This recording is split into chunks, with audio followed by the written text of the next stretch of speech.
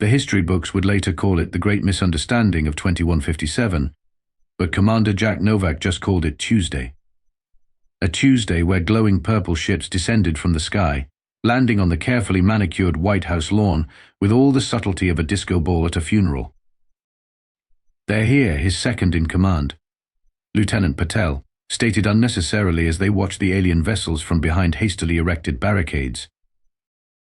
"Thank you for that astute observation, Lieutenant. I almost missed the 3 enormous spaceships currently demolishing the President's Rose Garden." The ships had arrived precisely 6 hours after humanity received its first extraterrestrial transmission, which, disappointingly, wasn't "take me to your leader," but rather a complex mathematical sequence followed by what turned out to be galactic standard docking protocols. Humanity's finest minds had barely finished translating the message when the ships appeared in Earth's atmosphere. Now, as the hatch of the central ship slowly opened with a theatrical hiss of steam, Commander Novak adjusted his dress uniform and prepared to make first contact. The assembled dignitaries, scientists, and military personnel collectively held their breath. What emerged was not what anyone expected. The aliens, 6-limbed, iridescent beings with what appeared to be faceplates made of some crystal-like material, were encased in bulky suits that resembled a cross between deep-sea diving equipment and medieval armor. They moved with an awkward, lumbering gait, as if each step required immense effort. "Are they wearing hazmat suits?" Lieutenant Patel whispered. The lead alien raised a limb in what might have been a greeting, then stopped dead in its tracks. The entire delegation froze, their body language even through the suits suggesting absolute horror. One of the aliens fumbled with a device on its suit, and a mechanical voice emerged, speaking in surprisingly good English. "Why are your people exposed? This is catastrophic. Return to your shelters immediately." Commander Novak blinked. "I'm sorry, our shelters?" "Your radiation shelters." The alien's translator conveyed increasing panic. "This planet's background radiation levels are lethal. You must all be dying." An awkward silence fell over the human delegation as they exchanged confused glances. Dr. Eleanor Wright, Earth's leading xenobiologist, stepped forward. "I assure you we're perfectly fine. Earth's background radiation is well within habitable parameters for our species." The aliens huddled together, their suits making odd clicking sounds as they presumably communicated privately. Finally, their leader approached again, movements now distinctly cautious. "You have no protective gear. You have no radiation shields. You are surviving?" "Thriving, actually," Commander Novak replied with a smirk. "We've been doing so for about 300,000 years, give or take." The alien delegation collectively took a step back. "Impossible." The mechanical voice finally translated. "Your planet registers as a Class 9 radiation zone on the Galactic Habitability Index. No sentient species could evolve in such conditions without advanced shielding technology." Dr. Wright's eyes lit up with scientific curiosity. "Fascinating. It appears our physiologies have very different tolerance thresholds." "Different?" The alien leader's suit seemed to quiver. "You stand here in what we classify as a death world, conversing casually while deadly particles bombard your fragile organic forms." But Commander Novak couldn't help himself. "Pretty much, yeah. Would you like some coffee? It's a hot beverage we enjoy while being bombarded by deadly particles." The aliens conferred again, more urgently this time. "We must recalibrate our entire approach," their leader finally announced. "You are not what we expected." "We get that a lot," Novak replied dryly. As the initial shock wore off, the aliens cautiously agreed to proceed with diplomatic relations, though they steadfastly refused to remove their protective suits. Word quickly spread through the assembled crowd of humans, and despite the solemnity of the occasion, stifled laughter could be heard. Humanity's first introduction to the galactic community wasn't as equals, or even as primitives. It was as inexplicable radiation-resistant anomalies who somehow didn't die on a planet that the rest of the galaxy considered practically nuclear. Commander Novak leaned toward Dr. Wright and whispered, "I get the feeling this is going to be a really interesting cultural exchange." Dr. Wright nodded, watching as the alien diplomats flinched when a pigeon flew overhead. To put it mildly, Commander. To put it very mildly. 3 days into what should have been straightforward diplomatic talks, Ambassador Thomas Garcia was developing a twitch in his left eye. The aliens who called themselves the Phrexian Cooperative refused to exit their protective suits, conducted all meetings from behind portable radiation shields, and kept referring to humans as the hardy anomalies. "Let me get this straight," Garcia said, massaging his temples as he sat across from High Emissary Krell in the UN's hastily retrofitted interspecies conference room. "You want to discuss trade agreements, but you won't touch anything we've manufactured because it might be radioactive?" "Precisely," Krell replied through his translator. "Your manufacturing processes, your raw materials, even your atmosphere, all contaminated by what you casually refer to as background radiation." Garcia sighed. "That's just how Earth is. It's natural." Natural. Krell's translator somehow conveyed horrified disbelief. "There is nothing natural about particles that destroy cellular structures upon contact." Dr. Magdalene Okafor, Earth's leading radiation physicist, stepped in. "Emissary Krell, perhaps I could explain. Human cells have evolved repair mechanisms that account for low-level radiation damage. It's simply part of our biology." The entire Phrexian delegation shifted uncomfortably in their protective gear. "You're suggesting," Krell said slowly, "that your bodies constantly repair radiation damage rather than avoiding exposure altogether?" "Exactly." Dr. Okafor beamed. "It's quite efficient, really." A Phrexian scientist distinguishable only by the different colored stripes on their suit made a sound that the translator didn't catch but sounded suspiciously like retching. Ambassador Garcia decided to move things along. "Why don't we take a short break? I could use some coffee." As if on cue, an aide entered with a tray of refreshments, including Garcia's favorite mug, a vintage piece decorated with uranium oxide glaze that gave it a distinctive orange hue. Dr. Okafor's eyes widened in recognition, but before she could speak, Garcia had already taken the mug and was sipping contentedly. The Phrexian delegation erupted in chaos. Alarms blared from their suits. 3 members fell backwards out of their chairs. Krell was frantically waving some kind of scanning device at Garcia. "Containment breach. Radioactive object." The translator screamed, apparently unable to modulate volume during emergencies. Garcia froze mid-sip, coffee dribbling down his chin. "What? This? It's just my lucky mug. It's glowing on our scanners." Krell was backing away, extending a protective limb in front of his colleagues. "You're ingesting liquid from a radioactive vessel." Dr. Okafor cleared her throat. "Ah, yes, Ambassador, that appears to be vintage Fiesta ware, at pre-1972. They used uranium oxide in the glaze." Garcia looked at his mug with new interest. "Here. My grandmother gave me this. Said it made the coffee taste better." "You're drinking from a uranium container?" Krell's translator still hadn't found its indoor voice. "It's perfectly safe," Dr. Okafor assured them. "The radiation levels are minimal." "Minimal by whose standards?" a Phrexian scientist demanded, having recovered enough to rejoin the conversation from a safer distance. That object would be classified as hazardous waste on any civilized world. Garcia deliberately took another sip. "Tastes fine to me." The meeting dissolved entirely as the Phrexians insisted on scanning the entire room, finding dangerous levels of radiation in everything from the granite countertops to the potassium-rich bananas in the fruit bowl.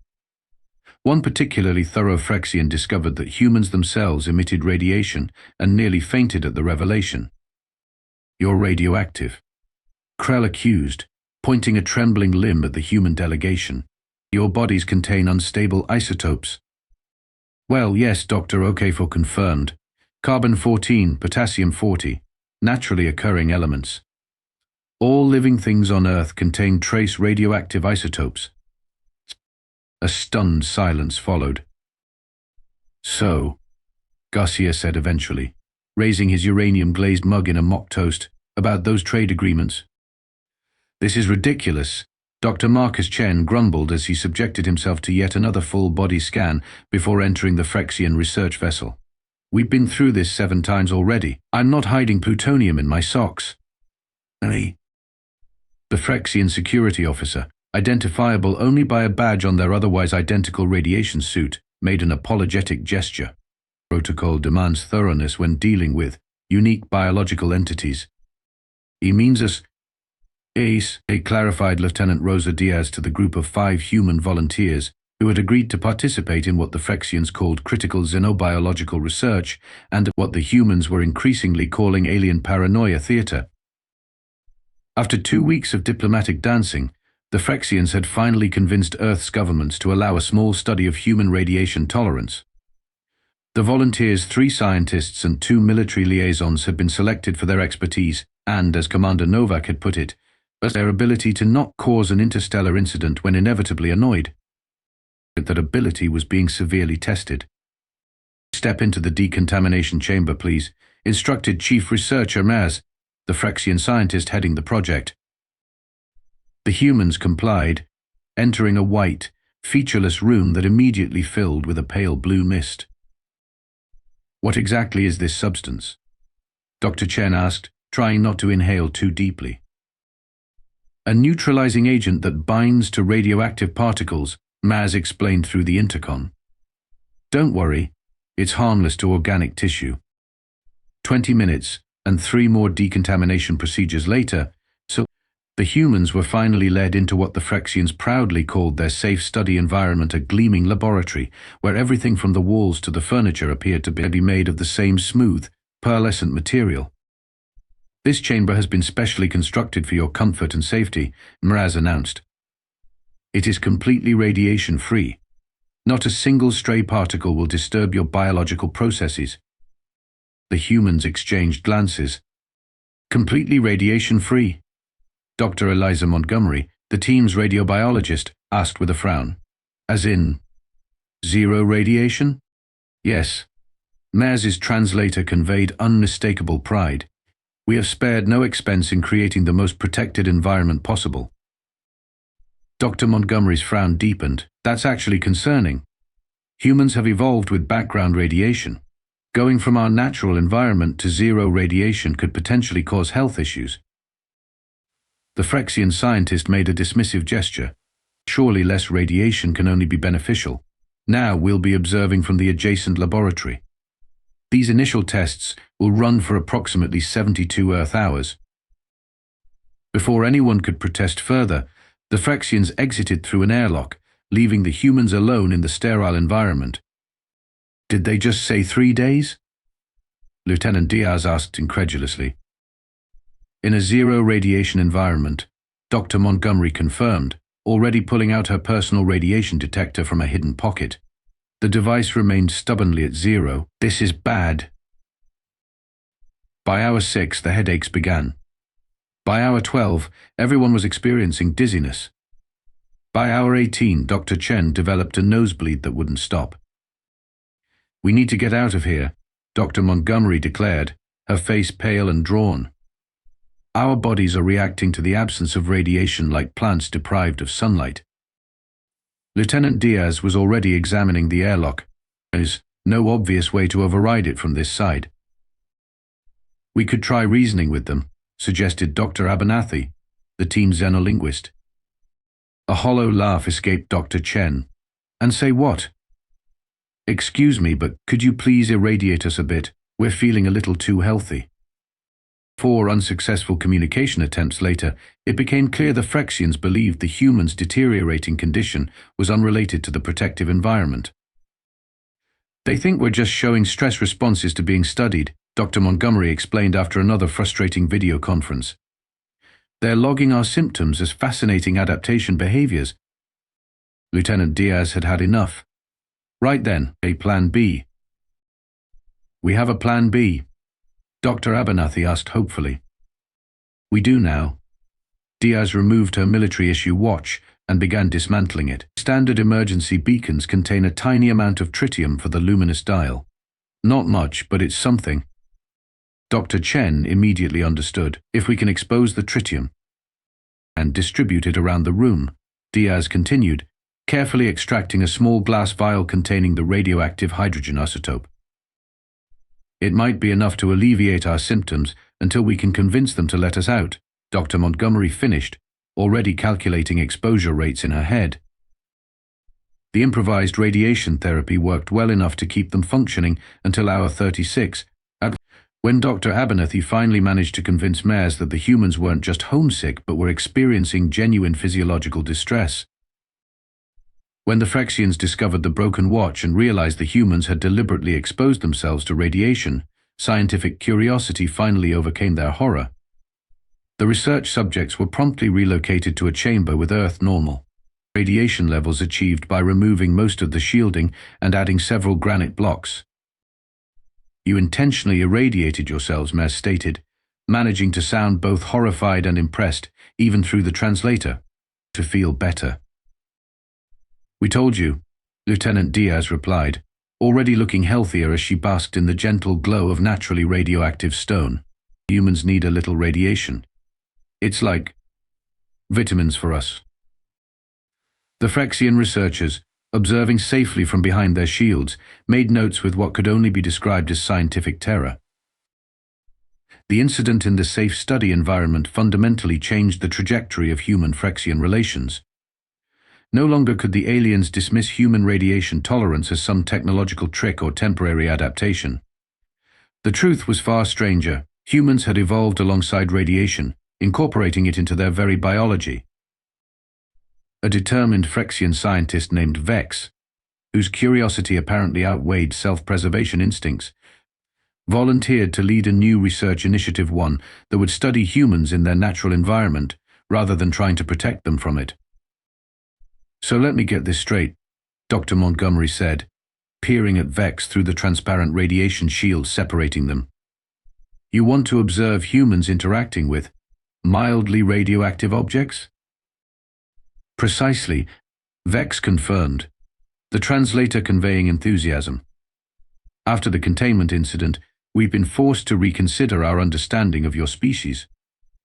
If radiation exposure isn't merely survivable but necessary for your health, we must document this phenomenon." And so began what the human researchers affectionately dubbed radiation theater, a series of demonstrations designed to showcase normal human interaction with everyday items that happened to be mildly radioactive. The first demonstration involved Dr. Chen holding a collection of common household items, a smoke detector containing americium, a vintage glass marble with uranium coloring, and a potassium-rich banana. Each object caused the Phrexian radiation detectors to shriek in alarm, while Dr. Chen calmly explained their everyday uses. "And you keep these radiation sources in your dwellings voluntarily?"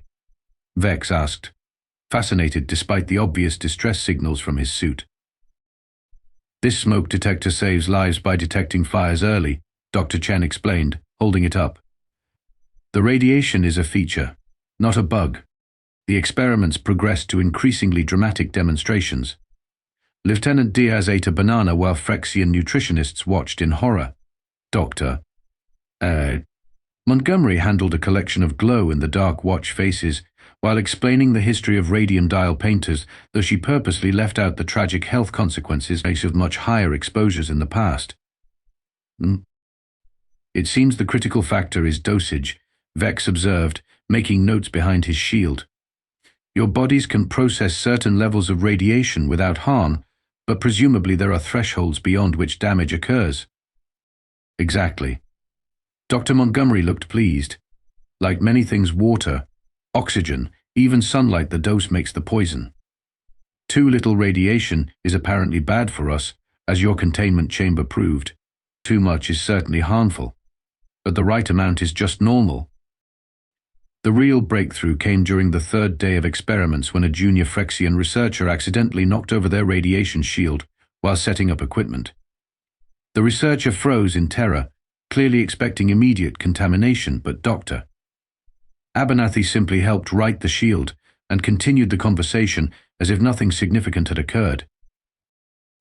After a moment of stunned silence, Vex approached the interaction area.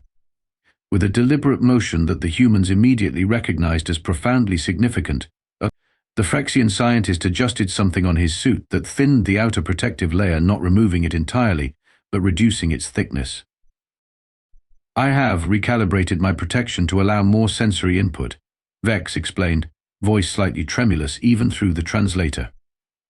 If humans can adapt to radiation exposure, perhaps Phrexians can adapt to the concept of humans. It was a small gesture but symbolically enormous. Later that day, after hours of increasingly relaxed interactions, Vex asked the question that had clearly been bothering the entire Phrexian delegation, though if radiation is so integrated into your biology. Yes. What happens when you travel to space? Surely you encounter environments with different radiation profiles. Dr. Montgomery smiled. That's actually one of our biggest challenges in space travel. We shield ourselves from excessive cosmic radiation. But we also have to ensure minimum exposure levels for health. Some of our spacecraft have designated radiation rooms with slightly radioactive materials to prevent the exact symptoms we experienced in your containment chamber. Vex was silent for a long moment. Your species, the Phrexian finally said, continues to defy conventional biological classification. You don't merely tolerate what should kill you, you've weaponized it into a biological necessity. I wouldn't say weaponized, Dr. Chen protested. What would you call carrying radioactive materials into space because you miss their emissions? Vex countered. Lieutenant Diaz grinned. Resourceful. News travels fast, even across interstellar distances. Within weeks of the Phrexian discovery that humans not only survived but required radiation, and Earth's communication channels were flooded with messages from other alien civilizations. Commander Novak stood before the hastily assembled Interspecies Relations Committee, looking somewhat shell-shocked. Apparently, he said, scanning the latest intelligence report, we've gone viral, galactically speaking. Refine viral, Ambassador Garcia requested, already reaching for his uranium-glazed mug which he now carried everywhere as both beverage container and alien deterrent. Reports from Phrexian communication relays indicate that information about human radiation tolerance has spread to at least 17 major galactic powers, and Commander Novak explained. Most reactions range from scientific fascination to, well, terror. Dr. Wright, now heading the Xenobiology Division, pulled up a holographic display of incoming transmission sources. We're fielding requests for everything from diplomatic relations to scientific exchanges to. She paused, double-checking her data, religious pilgrimages to witness the radiation eaters. The what now? Lieutenant Patel asked, choking slightly on her coffee. Apparently, some fringe group in the Centauri system believes we're divine entities who feed on cosmic energy, Dr. Wright explained, failing to hide her amusement. There's already merchandise. Commander Novak pinched the bridge of his nose. Please tell me we don't have alien groupies. We absolutely have alien groupies. Ambassador Garcia confirmed cheerfully, but more importantly, we have leverage. 3 trade delegations have already offered advanced technology in exchange for human assistance with hazardous environment management. They want us to handle their radioactive garbage, Lieutenant Patel translated bluntly. Their extremely valuable radioactive garbage, Garcia corrected, materials their species can't safely process but which pose minimal risk to humans. Do you know what they use radioactive isotopes for? Everything from power generation to medical treatments, all industries they've had to develop elaborate workarounds for, because direct handling is lethal to them. Commander Novak looked thoughtful. So we've gone from primitive newcomers to terrifying radiation demons to, what? The galaxy's hazmat team? More like highly specialized contractors, Garcia suggested, with extremely favorable terms. Well, the offers kept coming. The Iridian conglomerate wanted human consultants for their fusion power plants. The Mel Trade Authority offered exclusive mining rights to asteroid belts with prohibitive radiation levels that were barely above Earth normal. 3 different species requested human assistance with clearing space debris from radioactive regions of their territories. Perhaps most significantly, the Galactic Council, which humanity hadn't even known existed until a formal invitation arrived, expedited Earth's membership application based on what they diplomatically called unique environmental adaptation capabilities. They're scared of us, Lieutenant Patel observed during a private briefing with the command team. Not in an immediate threat way, but in a these creatures can survive what would kill us instantly way. Commander Novak nodded. Fear can be useful, but it's a dangerous foundation for long-term relations. It's not just fear, Dr. Wright countered. It's respect. We've inadvertently demonstrated that humanity has something unique to contribute to galactic society. We can go places they can't, handle materials they can't. That makes us valuable partners, not just curiosities.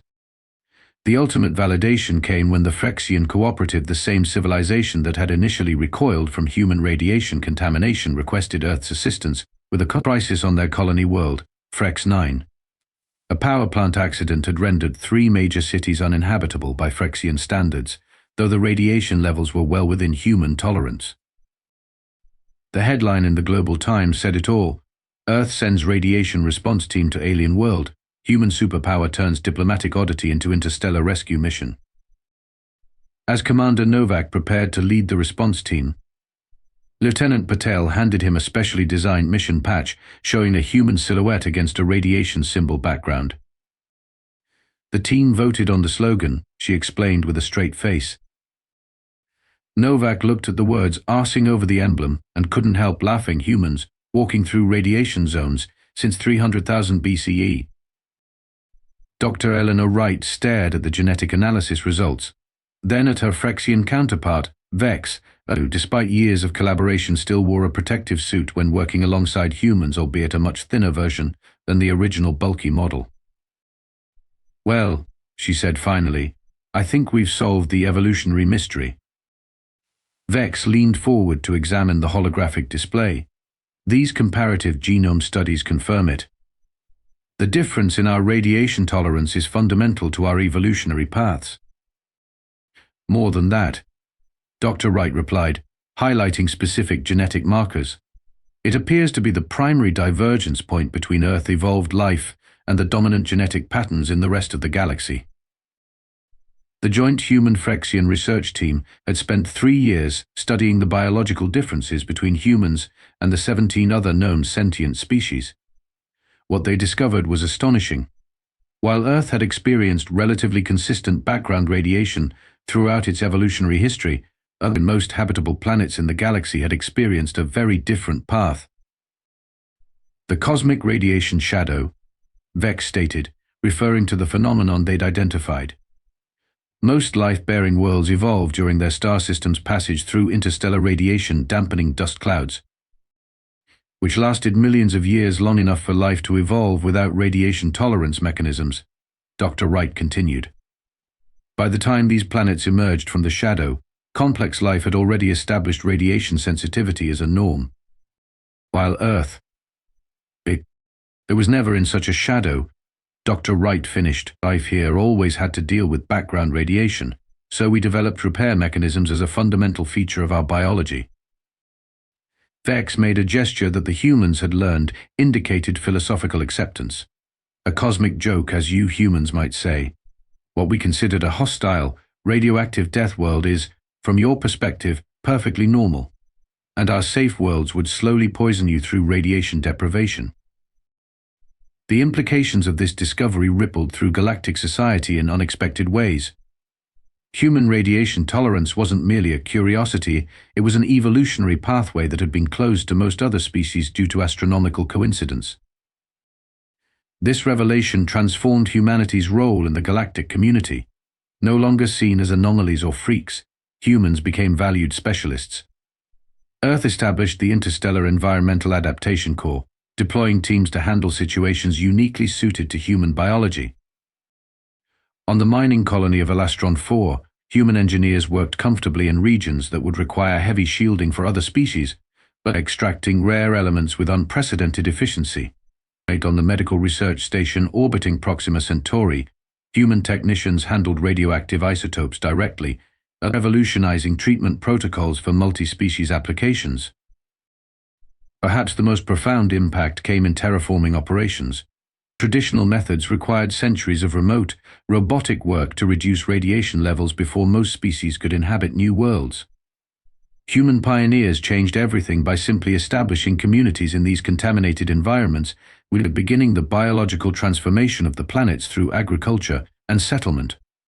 Commander Jack Novak, Now Admiral Novak of the Interstellar Environmental Corps found himself addressing a graduating class of human specialists preparing for their first off-world assignments. 10 years ago. He told them, "Our first contact with alien life began with a misunderstanding about the very nature of our world. They thought we must be dying, or using some advanced technology, or just too primitive to know better. Never did they imagine that what they considered lethal was our version of normal." He gestured to the view screen showing Earth from orbit, beautiful and blue. "We've since learned that our planet isn't typical, our tolerance isn't universal. But that difference, that cosmic joke of evolution, has made us not outcasts but essential partners in galactic development. We walk where others cannot. We handle what others fear. We transform environments not through superior technology but through our very presence." A light on his podium indicated an incoming priority transmission. Admiral Novak checked it briefly, then smiled at the assembled graduates. "And speaking of our unique capabilities, I've just received a request from the Galactic Council. It seems the ceremonial chamber for next month's Interspecies Summit contains naturally occurring granite that exceeds non-human safety parameters.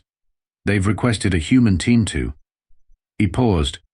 "Reading the message exactly, simply exist within the space for several days to confirm its habitability for human delegates."